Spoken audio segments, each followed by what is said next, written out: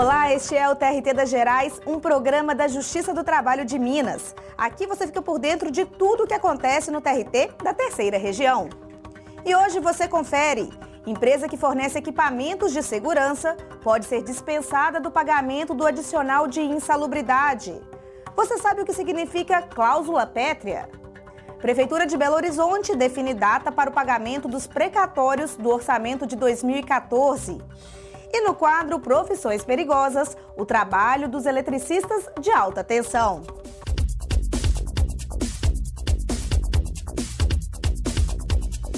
Tudo isso agora no TRT das Gerais. Luvas, botas, óculos de proteção. Esses são alguns dos equipamentos que protegem a saúde do trabalhador. A empresa que fornece os itens adequados pode ser dispensada do pagamento do adicional de insalubridade. Confira na reportagem de André Salles. Protetor auricular, luvas, óculos e gel protetor. Esses são os equipamentos de segurança obrigatórios nesta fábrica de componentes automotivos. Localizada em Contagem, na Grande BH, a empresa conta com 1.200 funcionários. Além de fornecer o equipamento de proteção individual, a própria empresa cuida da fiscalização do uso correto. Com relação ao protetor auricular, a cada trimestre nós entregamos um protetor de uma cor.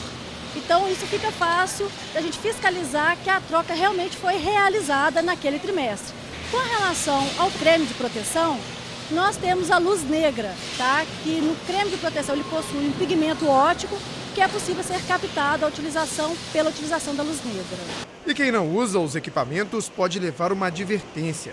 Mas não é só isso que preocupa os trabalhadores. É justamente pela minha segurança, pela minha vida. Eu saio de casa para trabalhar e quero voltar do mesmo jeito que eu saí. E o cuidado é justificado, já que a empresa que adota essa postura se torna mais segura e ainda retira o adicional de insalubridade. A legislação ela é bem clara, a NR15, que fala da insalubridade, que uma das formas de eliminação ou neutralização da insalubridade é a utilização do equipamento de proteção individual. Trabalhadores de Nova Lima acionaram a justiça para cobrar o pagamento do adicional de insalubridade. No entanto, a empresa empregadora comprovou que fornecia os equipamentos de segurança e fiscalizava a utilização. Com base nas provas, a segunda turma do TRT Minas julgou improcedente o pagamento do adicional. Esse pagamento é devido quando o trabalhador trabalha num ambiente em que tem a presença de agentes insalubres, conforme a normatização feita pelo Ministério do Trabalho. É importante a empresa fornecer os equipamentos de proteção, mas mais importante ainda é a empresa eliminar a presença de qualquer agente insalubre no ambiente de trabalho. De acordo com este advogado, especialista em direito do trabalho, a própria empresa deve comprovar na justiça as condições de segurança. Além disso, caso fique comprovado que o próprio trabalhador foi negligente no uso dos equipamentos, o empregado pode perder o direito à indenização. Com todas essas regras, o empregado negligencia, ele está com a utilização do equipamento e retira esse equipamento, ele pode ser punido. E mais do que isso, se comprovar que aquele acidente ocorreu com a culpa exclusiva desse empregado, já existem várias decisões em tribunais brasileiros que faz com que o empregado não receba qualquer tipo de indenização quando a culpa é exclusiva dele. Agora é hora do quadro Que é isso? Você sabe o que significa cláusula pétrea? Que é isso? Que é isso? Que é isso? Que é isso? Que é isso? Que é isso? Você sabe o que é cláusula pétrea? Não faço, não imagino de jeito nenhum. Mas é uma doença, né? Vem a ver com lei? Não sei. Pedra? O que é isso? Cláusula que não pode ser modificada mediante emenda constitucional.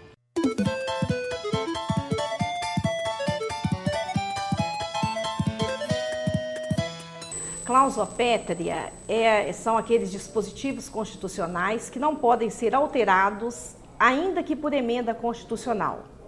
Eles estão previstos no artigo 60 da Constituição e dizem respeito aos direitos e garantias individuais, inclusive aqueles direitos assegurados aos trabalhadores no artigo 7º da Constituição, a forma federativa de governo, divisão dos poderes e o voto direto, secreto e periódico. Os precatórios do orçamento de 2014 da Prefeitura de Belo Horizonte com a Justiça do Trabalho vão ser pagos no dia 12 de dezembro. O pagamento da ordem de R$ 4 milhões foi acertado em reunião no TRT Minas. A desembargadora Emília Facchini, segunda vice-presidente do Tribunal Regional do Trabalho da Terceira Região, recebeu os representantes da Procuradoria do município de Belo Horizonte para a negociação dos precatórios do orçamento de 2014. Os precatórios são as dívidas que a Prefeitura tem com trabalhadores que ganharam processos na Justiça. Com a correção dos valores, o montante deve chegar a R$ 4 milhões.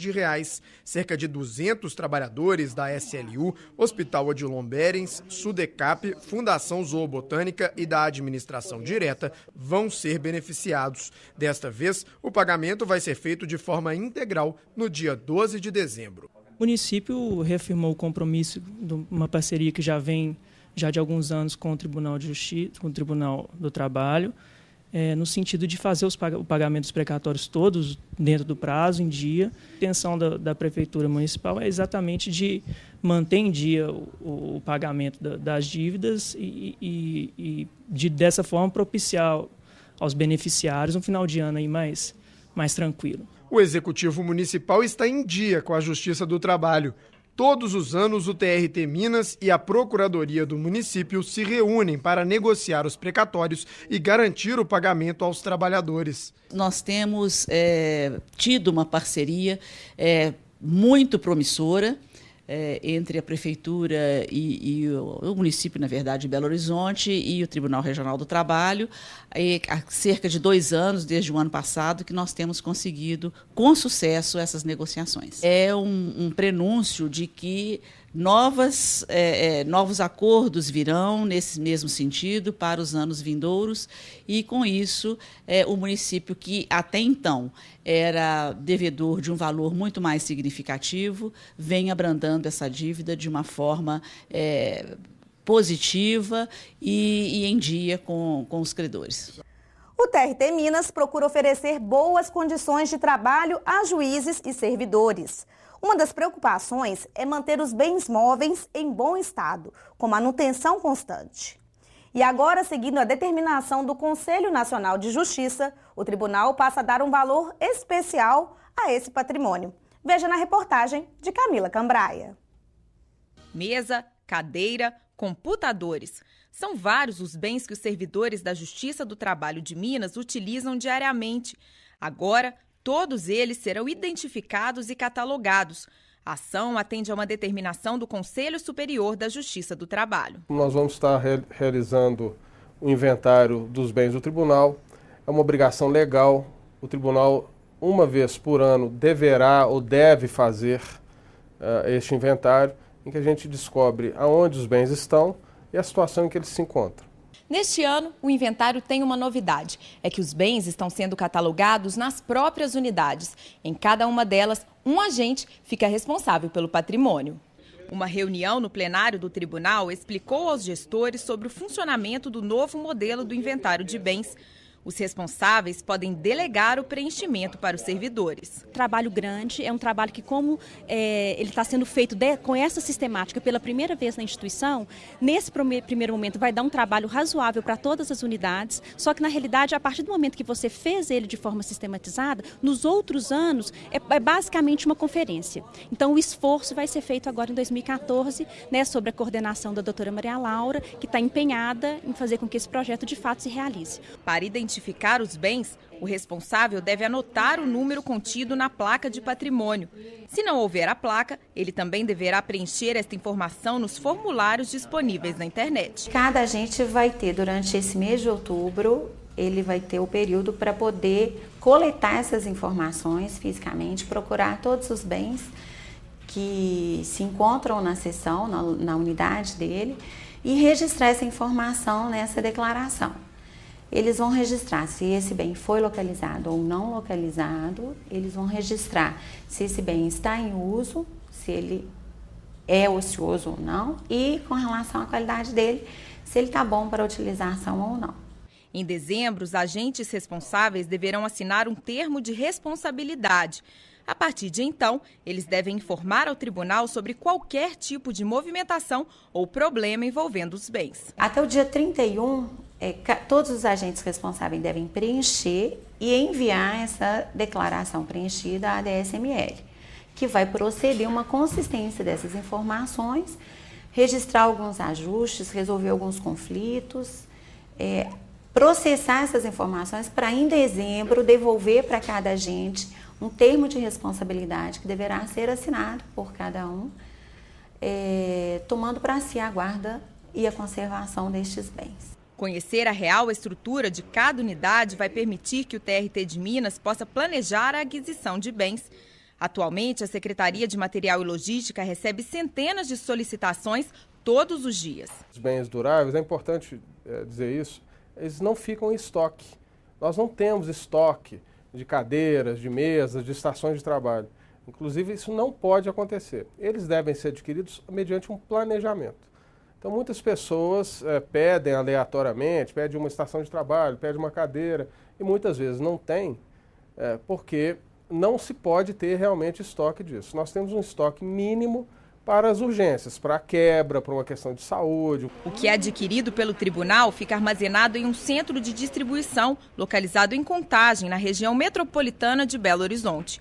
São milhares de produtos, todos fruto de demanda das unidades da capital e do interior. A expectativa da Secretaria é de que o inventário ajude a diminuir a falta de determinados itens nos setores, além de uma distribuição mais justa entre eles. O inventário vai servir, inclusive, para a gente poder fazer um planejamento para a aquisição desses bens permanentes. Com o inventário, nós vamos descobrir a idade desses bens, quanto tempo esses bens estão em cada local e, a partir daí, fixar um teto de uso em tempo para a gente poder fazer as trocas. Então, a partir do inventário, o inventário também vai servir para renovar o parque de mobiliário do TRT. No próximo bloco, você confere as decisões dos juízes e desembargadores no quadro Notícias Jurídicas na TV. Conheça o programa Boas Práticas do TRT Minas. E no quadro Profissões Perigosas, o trabalho dos eletricistas de alta tensão. Não sai daí, voltamos em instantes.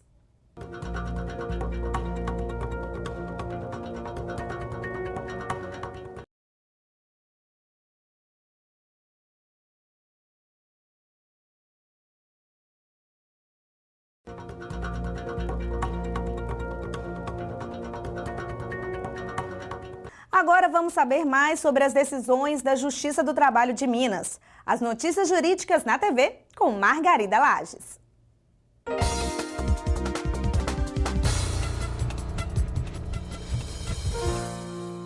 A quinta turma do TRT de Minas modificou a decisão de primeiro grau que determinou a penhora sobre os honorários de sucumbência de uma advogada executada no processo. A executada alegou que os honorários são impenhoráveis e que não possui outras fontes de renda. Os argumentos foram acolhidos pelo desembargador Marcos Moura Ferreira. Ele frisou que a impenhorabilidade absoluta dos honorários de profissional liberal está assegurada no artigo 649, inciso 4º do CPC, até porque os honorários sucumbenciais recebidos pela executada são indispensáveis à sua manutenção e sobrevivência. O relator ponderou ainda que o fruto do trabalho da advogada também deve ser preservado e valorizado, em observância ao princípio constitucional da dignidade da pessoa humana. E a quarta turma do TRT de Minas negou o pedido de adicional de sobreaviso feito por um vendedor. Segundo esclareceu a desembargadora Maria Lúcia Cardoso, o uso de aparelho celular por si só não configura sobreaviso, que pressupõe a real limitação de locomoção do trabalhador. Para ter direito ao adicional, o empregado deve permanecer em casa, em estado de expectativa, aguardando o chamado para o serviço, tolhido em sua liberdade de ação e locomoção. E, no caso, nem as correspondências eletrônicas juntadas ao processo e nem a prova testemunhal foram suficientes para comprovar a limitação de locomoção do trabalhador. A conclusão da turma foi de que ele atendia a chamados pelo celular, mas não era tolhido em suas atividades rotineiras e podia estar em qualquer lugar no seu horário de folga. Por essa razão, foi mantida a sentença que indeferiu o pedido de adicional. Confira todos os dias as notícias jurídicas no site do TRT de Minas, www.trt3.jus.br.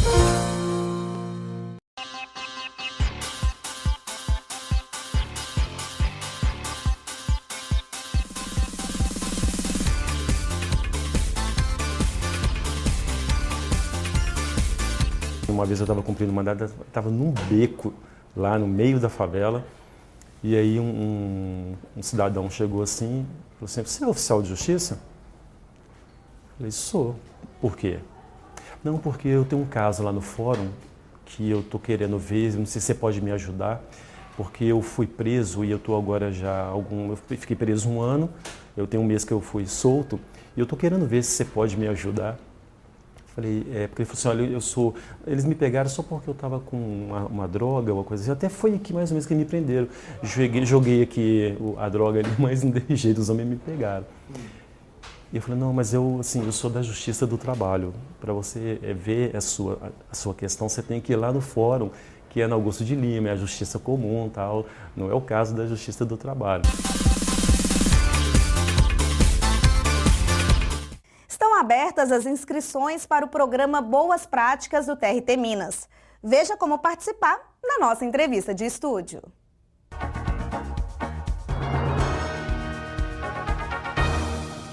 O TRT Minas busca incentivar iniciativas voltadas para melhoria na prestação de serviço nas varas e unidades do tribunal. Para isso, a Corregedoria do TRT Minas criou o programa Boas Práticas. Para falar um pouco mais sobre esse programa, nós vamos conversar com a desembargadora Denise Alves Horta. Desembargadora, como funciona na prática esse programa, né? Este programa, ele foi instituído, como você falou, com o objetivo de uniformizar e aprimorar os procedimentos nas unidades jurisdicionais do Tribunal Regional do Trabalho da Terceira Região, com a finalidade de otimizar a prestação de serviços e a prestação jurisdicional, visando, então, a sua maior celeridade, eficiência, eficácia e, portanto, esta excelência que é o objetivo do nosso Tribunal Regional. E quem pode se inscrever no programa? Podem se inscrever magistrados e servidores que tenham uma boa prática para apresentar a seleção que será realizada no segundo semestre até outubro, até final de outubro, até 31 de outubro, e está, portanto, em andamento. As inscrições estão abertas e no primeiro semestre até 31 de maio.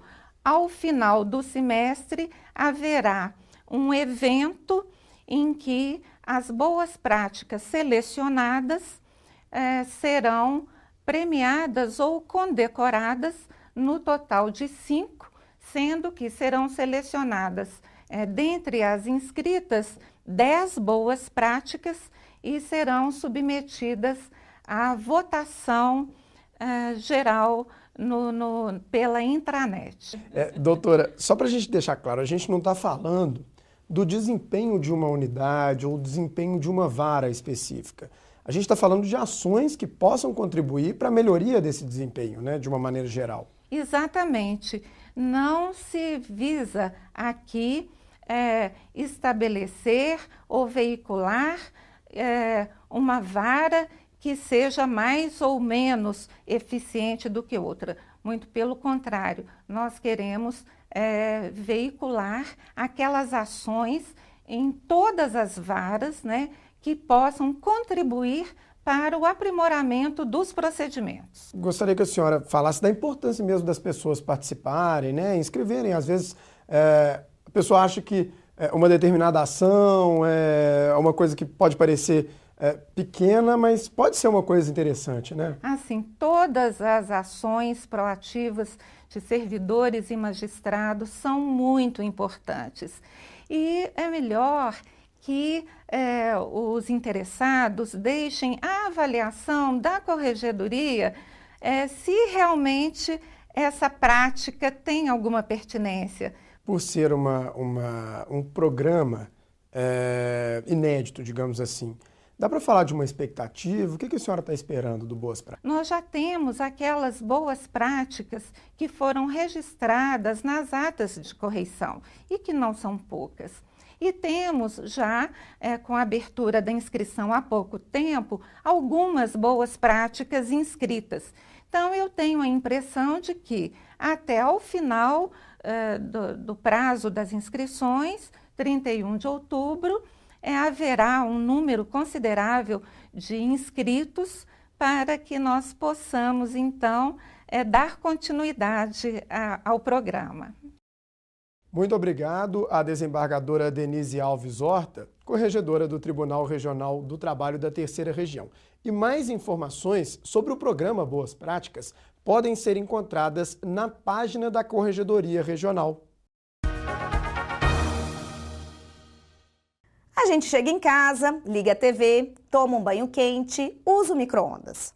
Ninguém discute que a energia elétrica é fundamental nos dias de hoje.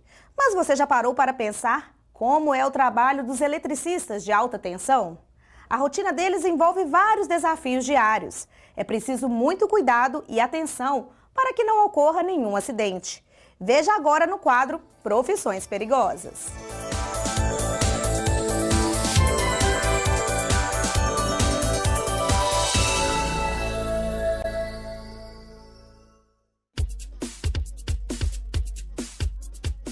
O dia mal amanheceu e eles já estão a todo vapor. Corrida, abdominais, ginástica funcional para manter a forma. Fim do treinamento, hora de entrar em ação. Os eletricistas verificam se os instrumentos estão funcionando perfeitamente. Dividem as tarefas do dia, fazem uma análise de risco e seguem para o local da demanda. E antes de começar o serviço, é preciso tomar alguns cuidados. São medidas de segurança para evitar acidentes. Por isso, o uso de equipamentos de segurança é fundamental. Macacão anti-chamas, luvas, capacete, óculos. Itens obrigatórios para quem enfrenta diariamente uma tensão que pode chegar a quase 14.000 volts. Esses eletricistas trabalham sem desligar a rede elétrica, tarefa que exige atenção redobrada. Aqui, qualquer erro pode ser fatal. Eles estão expostos ao risco elétrico, né, que é o principal risco elétrico, e o risco de queda, né, radiação ionizante, né, e são os principais riscos, né, que a equipe está sujeita. A gente precisa estar sempre bem preparado, né, fisicamente, mentalmente, né? O serviço exige muita concentração e muita atenção. A gente não pode dispensar nenhum equipamento desse, que todos têm sua importância, né? Para a gente poder executar a tarefa e voltar para casa todo dia tranquilo. Para desempenharem a atividade, os eletricistas que trabalham com alta tensão são submetidos a treinamentos, além de contarem com apoio psicológico. Eles são profissionais tratados de uma forma diferente, porque é uma atividade que depende de atenção concentrada e atenção difusa muito bem apurada. Então, são profissionais que têm, por exemplo, várias orientações, acompanhamento psicológico anual, acompanhamento com assistente social também, até para eles entenderem que eles têm que ter uma vida um pouco mais regrada. É uma atividade extremamente perigosa, mas com os riscos muito bem controlados. Tanto é que a atividade que nós temos o menor número de acidentes é na atividade da linha viva, pela característica do serviço, característica dos profissionais, pelos cuidados que têm e a certeza que eles têm que é uma área que não pode falhar. Então eles levam o controle de risco de uma forma muito séria mesmo. Eles também têm direito ao adicional de periculosidade, que equivale a 30% do salário. Um acordo coletivo entre a categoria e a Companhia Energética de Minas Gerais garante ainda um outro adicional, no valor de 15%. Quem exerce a atividade no setor de energia elétrica tem ainda direito à aposentadoria especial após 25 anos de trabalho e não precisa esperar até os 50 para se aposentar. Narcio já está no ramo há 16 anos. Fez cursos, treinamentos, mas mesmo com a experiência, não deixa de temer a atividade. Ele explica que toma todas as medidas necessárias para garantir sua segurança no serviço. Não tem nenhuma tarefa que eu subo achando que está tranquilo, não. Porque, na realidade, é um risco que ele é calculado, mas não é visível. Então, todos os dias a gente sobe com receio mesmo, a gente tem que trabalhar com muita atenção mesmo. É impossível você não ter uma confiança absoluta no equipamento de segurança e usar ele de maneira correta. Com certeza, a gente não vai voltar para casa o dia que a gente acreditar que um equipamento de segurança não vai ser necessário.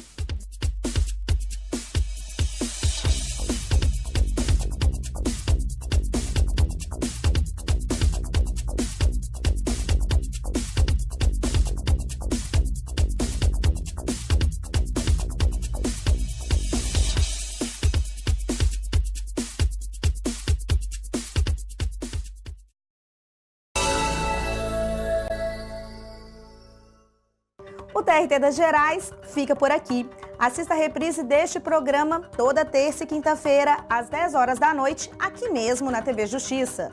Você também pode acessar a nossa programação no site trt3.jus.br.